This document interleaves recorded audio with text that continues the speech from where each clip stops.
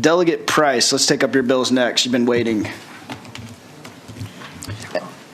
And on this one, at the request of Delegate Torian, we are going to incorporate his bill 1830 into your 1651. Is that correct, Bill? The identical bills? Let's see here. Have not memorized the numbers yet. 52. All right. I'd like to have a motion to incorporate House Bill 1830 into 1652 at this time. So moved. All right. It's been moved and seconded to incorporate. If there's no objection, all those in favor say aye. Aye. All right. That bill is incorporated. Why don't you take 1652 up first? Okay. All right. Thank you, Mr. Chairman and members. You have seen this before. This is a provision that we enacted during COVID as a safety net, and I have been very transparent about my desire to make it permanent because of how well it went during COVID in keeping people in their homes. I don't want to belabor the discussion because we've had it so many times, but I do want to raise a few points. Evictions are actually on the rise, and if we have not hit it yet, we are on target to hit more evictions than the year that we got embarrassed in the New York Times for having 5 out of the top 10 cities across the nation with the most evictions right here in Virginia. And we have had a bipartisan effort since then to try to prevent evictions and help tenants and landlords. And so this is, again, an opportunity to continue what we have seen is working. I will remind you of the negative impacts of evictions on people's physical and mental health, on children's physical and mental health and school readiness, and just the impacts of being unhoused and how it radiates into every facet of the of someone's life. So the last point that I'll raise is that I think when we talk about evictions, we always assume that it's like thousands and thousands of dollars that someone has in unpaid rent, and that's why they're getting evicted. And that just is not the case. There are some instances where it might be $100, and it's an amount that if the person was given the opportunity to get to their next check, they could cover that amount. And so that's the rationale behind the 14 days. We've seen it work in other states. It worked in Virginia, and that's why I'm still fighting to make this a reality here in Virginia for the renters. Thank you, Delegate. Are there any questions from members of the committee? All right, let's hear from the public. Anyone here in favor of the bill, please come forward. Tell us why. Thank you, Mr. Chairman, members of the subcommittee. Christy Marrow with the Virginia Poverty Law Center. And we thank Delegate Price for sticking with this. We think this is probably the single most important thing you all can do in terms of legislation to lower our eviction rates. We are looking at a situation where, as Delegate Price mentioned, we're getting close to where we were in 2018. And I want to underscore, it isn't just some of these tenants who would be able to escape eviction or avoid eviction if they could have until their next payday. It's almost 50%. Back in 2018 and 2017, 45% of the judgments for eviction across the Commonwealth were for amounts of rent that were under $1,500. They were under the median monthly rent for the state. So we have to believe that and that was about 30,000 Virginians each of those years. So if they had an extra paycheck, thousands of people, probably not all of those 30,000, but I think we can say thousands of people would have been able to pay their rent before the eviction case was filed, before the extra fees of the court costs and the attorney's fees were tagged on, and they would have prevented those evictions. So we ask you, please support this legislation. Thank you. Next speaker, please. Good afternoon, Chairman and committee members. Jennifer Spangler, Mental Health Self-Advocate. The Money and Mental Health Policy Institute found that individuals who have depression or anxiety are significantly less likely to recover if they are in financial difficulty, and individuals with no history can develop mental health challenges due to financial burdens. I live well with bipolar disorder. It takes 2 nights of compromised sleep to put me at risk for mental health crisis. With only 4 days, I may require health care, which will not help me resolve the issues. Increasing the mandatory period will prevent mental health crisis. If you are committed to improving mental behavioral health care for Virginians, I ask that you support this bill. Thank you. Thank you, Chairman and members of the committee. I'm Ty Mallory, representing the Virginia NAACP. And for all the reasons stated, we are in support of the bill. This bill is really going to help a lot of families. Thank you. Victoria Horak. I'm here from the Legal Aid Justice Center, and we represent low-income tenants. We thank the delegate for bringing this bill. This is a crucial bill for our clients who are facing eviction. As Christy Mara said from the Poverty Law Center, this is the opportunity for tenants to get to another paycheck. It's also an opportunity for them to get additional rental assistance. It can be really hard for tenants to secure that additional rental assistance within a 5-day period, even if there are organizations with the money willing to help them. I'll also say that this actually makes the pay or quit time period conform to public housing residents. This would actually just make all of the time periods the same, which would avoid confusion for some tenants who have, if you're a voucher holder, you get 5 days. If you're in public housing, you get 14. So this would make it clearer for those tenants. And additionally, this prevents tenants from having to go to court. And just to really quickly go through how the court process is harmful for tenants, it's an expedited process. So once the tenant is sued, they're immediately incurring court costs and attorney's fees. And also the first hearing happens within 21 days. So it's not a lengthy court process in which they can stay in the home. They are really rushed through, and they have to miss work. They have to try to find an attorney, and they risk getting a judgment. Even if they're able to pay later in the process, the cost will be much higher, and they risk having an eviction judgment on their tenant record, which could prevent them from getting housing in the future. So for all these reasons, we support the bill.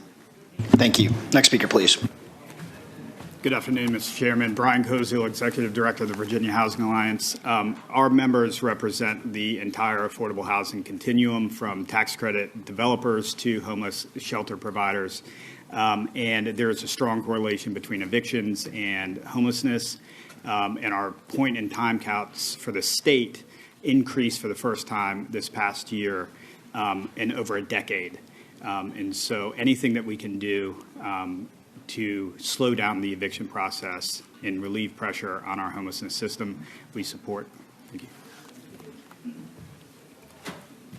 Good afternoon, Mr. Chair, members of the committee. My name is Sheila Herlihy with the Virginia Interfaith Center for Public Policy, and today I'm also speaking on behalf of the Virginia Coalition for Immigrant Rights. Both organizations do strongly support this bill. The Virginia Interfaith Center, because all communities of faith recognize that housing our neighbors is essential to our values, and the Virginia Coalition of Immigrant Rights, because as folks who are new to this nation, learning the rules is a challenge. A 5-day pay or quit period can be confusing and is often detrimental to people getting their feet under them. So a 14-day period allows for a lot of community resources and individuals' resources to come into play. Thank you. Please support the bill. Mr. Chairman, members of the subcommittee, Isabel McLean with Housing Opportunities Made Equal of Virginia. And we support this bill because we think it will have a real impact on housing stability statewide.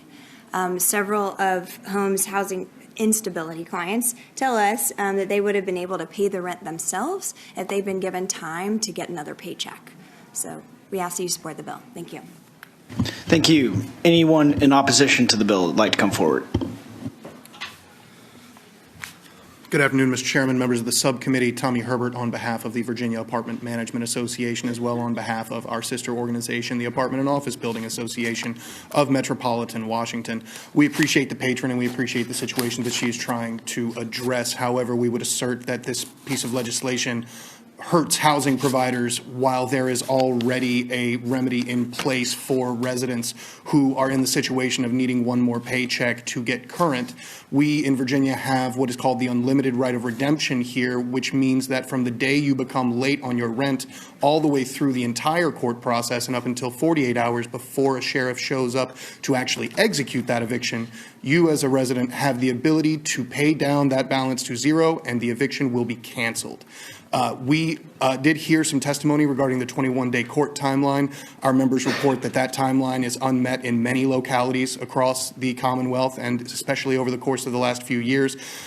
Complying with the 14-day notice exacerbated already existing court backlogs, as we have heard from our members.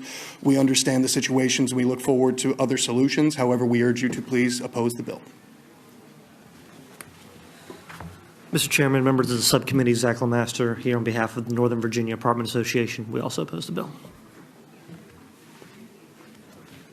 All right, it's back to the committee. Are there any questions from members of the committee? Seeing none. Delegate, you have the final word. Yeah, just 2 quick points. I do want to push back a little on what we just heard about the right of redemption. The way that the law is about the right of redemption now has been improved because of a bill that I carried. What was not mentioned was that with the right of redemption, that is all of the court's fees, all of the fees for the sheriff. So it's even more than what the unpaid rent was. This is actually an easier process and a quicker process than right of redemption in order to get all of the rent, the back rent. So that's one thing. The other is this has worked. We've seen it work. And so the opposition, I understand that it may not be convenient, but we are looking at someone's inconvenience versus cities like mine who are being overwhelmed in their social services department, eviction after eviction after eviction, some for non-payment of rent, some for condemned housing, all of the issues that I've been working on. There's nowhere for these families to go. When I was presenting House Bill 1650, I know that you heard about families that were in their cars on the coldest nights in December. And so this is a proven way that we have seen that helps keep those families in their homes, and I hope that you can support it. Delegate, I have a question. How long typically in your area does it take to get an unlawful detainer heard by, in a court? I'm sorry, I do not have that information, but I could get you that information for my area. In my limited experience in landlord-tenant law, it typically takes a month or two before an unlawful detainer hits a general district court docket. And so, trying to decide if to move the 5-day notice provision to 14, at least in my experience, it's been months before any of these ever get heard and get, put to a judgment by a judge, which would give a lot of time to the tenant that's in prospective danger of eviction to come up with that money. And so I was just curious if from your neck of the woods, different dockets, I'm in a country county, and so, we're not as full as, say, Newport News or Portsmouth, and so just wanted to see what your thoughts were there. What I would offer, someone might have the actual number, but what I would offer is that extending it to 14 days actually prevents the writ of eviction from even hitting someone's record. Once you have that process on your record, trying to find housing after that current housing, if you are evicted or if you're trying to get a job, that can hurt you in financial decisions that you need to make in the future. This would prevent all of that. Follow-up question. If you exercise your right of redemption as a tenant, you pay your, delinquent balance to your landlord, before a writ of eviction is entered by a judge, that would not go on your record, right? So with the right of redemption, the way that we worked on it, it actually gives you up until 2 days prior to when the sheriff is scheduled to come and execute the eviction. It's already on your record. Even post-judgment. Even post-judgment. Mm-hmm. But again, that is a new amount of money that is added to the back rent that you would now owe, and that is a higher hurdle for these families to meet when, if they had a few more days to meet the $100 or $200, before you add on the additional fees, that has become an insurmountable hill for most, and they're not able to use that right of redemption because of the additional fees. Understood. Any questions from other members of the committee? All right. Committee operates by motion. Move to report. It's been moved to report and second. No other motions. Ask the clerk to open the roll for a vote. Delegate Brewer. A substitute motion? There's a substitute motion. I'd move to lay the bill on the table, and I want to speak to that. Okay, Delegate Brewer. Out of respect for the patron, we talked earlier, and we've seen quite a bit of bills this year that are in this code section, and I think, and I want to say this, not just the patron, just stakeholders too, is when we took this down to 4 units, and we talked about this a little bit, is we have a ton of people that are truly small landlords that are being affected every single time we dig into this code section. And I really think probably next year we need to come back here.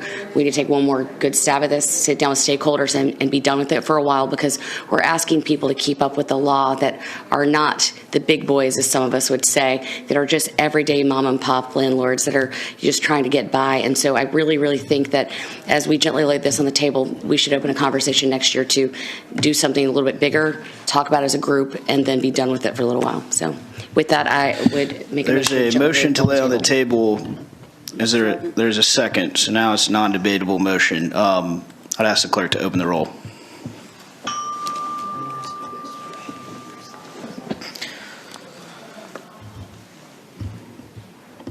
All right, Delegate, that bill is laid on the table on a 5-3 vote. You have another bill, 1651, if you would like to present that bill.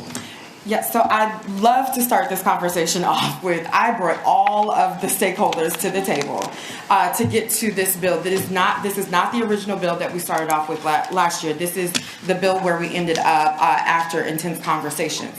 So if you will imagine with me, someone that works during the day is sitting at their computer in the evening trying to find a place to live, and they are entering in non-refundable application fee after application fee after application fee, to the point of one of my constituents paid $700 in application fees, and that is before actually landing a place to stay and before security or background checks and for security and additional months worth of rent. We are finding that it is an obstacle to affordable housing, even for those that have the money that won't get behind on their rent. They still can't even get into the place because they have so much money spent on non-refundable application fees.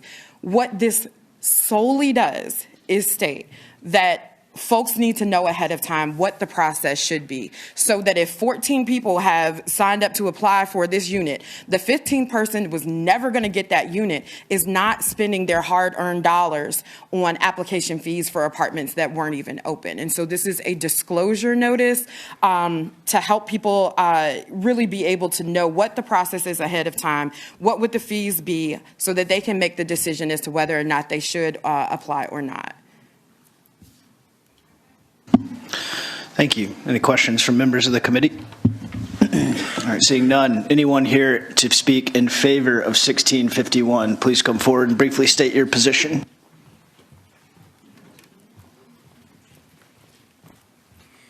Mr. Chairman, members of the subcommittee, Christy Marrow with Virginia Poverty Law Center, we support this legislation. We thank Delegate Price for bringing it, and we particularly want to thank Aaron Barton with the Virginia Association of Realtors, and Bisma with AOBA, and Tommy Herbert with BAMA for working with us last year to get this into a really nice position.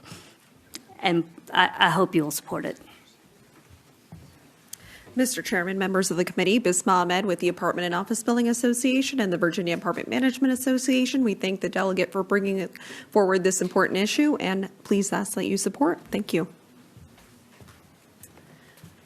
Victoria Horak with the Legal Aid Justice Center. We support our tenant clients would be really benefited by this, especially those with housing choice vouchers. They need to know what the criteria is for apartments before they pay hefty application fees, because their like funds for application fees are so limited. That's not part of their voucher. So even when they have housing subsidies, they can't actually move because they can't afford all the application fees. So they need to be able to target their housing searches to places where they can find stable housing. So we support the bill. Mr. Chairman, Aaron Corman with the Realtors. We just want to thank the delegate and all the other stakeholders who worked very hard to get this bill so that there was peace in the Valley, and we urge you to support it. Sheila Herlihy with the Virginia Interfaith Center for Public Policy and Virginia Coalition for Immigrant Rights. We also support the bill and appreciate the delegate for bringing it. Thank you to the chairman of the committee. Thank you, delegate, for introducing this bill. Tayi Mallory with the Virginia NAACP, and we support the bill. Isabel McLean with Housing Opportunities Made Equal of Virginia, and we support the bill because we believe it will remove a significant barrier to rental housing. Thank you. Thank you. Anyone to speak in opposition to the bill? All right, seeing none, back to the committee. Any questions? All right, bill's before us. report, Mr. Chairman. Second. It's been moved and seconded to report. Clerk, please open the roll.